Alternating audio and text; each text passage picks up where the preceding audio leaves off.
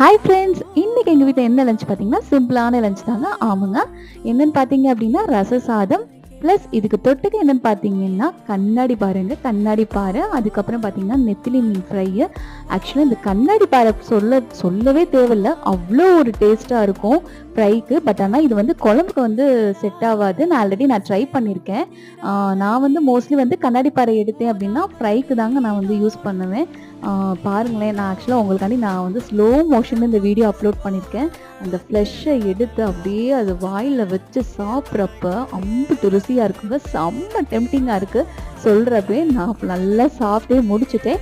So நீங்கள் கண்டிப்பாக வந்து நீங்கள் கண்ணாடி பானை வாங்கி ட்ரை பண்ணி பாருங்கள். இதுலேயே வந்து முட்டைப்பாறையும் இருக்குது. பட் ஆனால் எனக்கு என்னோட இது என்னன்னு பார்த்தீங்கன்னா இந்த கண்ணாடி பாறை வந்து செம்ம டேஸ்ட்டாக இருக்கும்.